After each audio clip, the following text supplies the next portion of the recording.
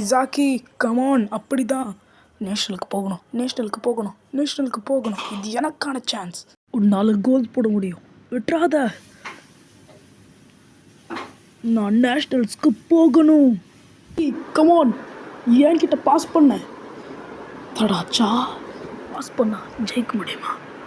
இசாக்கி, நீ மட்டும் விட்டுட்டீனா மொத்த டீமும் காலி.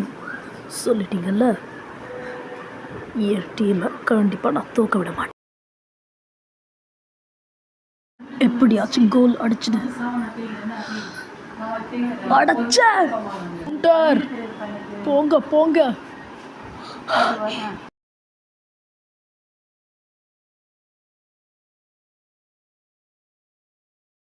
இவ வேற.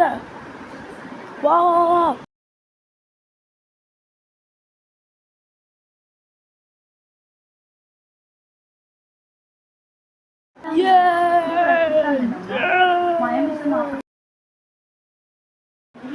என்ன எல்லாம் மன்னிச்சிடுங்க. எல்லாமே ஏன் தப்பு தான். நான் இந்த கோல் போடாம விட்டுட்டேன்.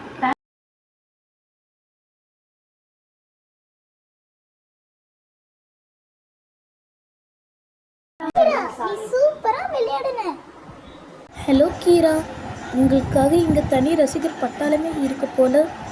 அதுவும் நீங்கள் ஜப்பான் U18 டீமுக்கு. அது என் டீம் நேஷ்னல் லெவலுக்கு போகணுன்றதான் என்னோட நோக்கமாக இருந்துச்சு. அவ்வளவுதான். இந்த வெற்றி நான் மட்டும் காரணம் கிடையாது. என் டீமில் இருக்க மற்ற பிளேயர்ஸாலையும் தான்.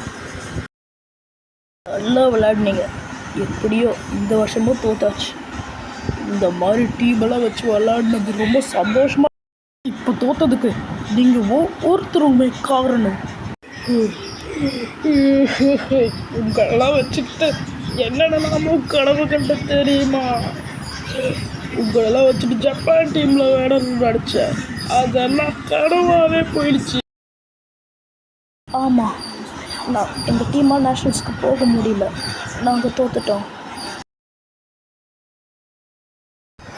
நான் 2வது வருஷம் விளையாடும் போது நினச்சது ஒன்றே ஒன்று தான், இப்படியாவது விட்டுறக்கூடாதுன்னு.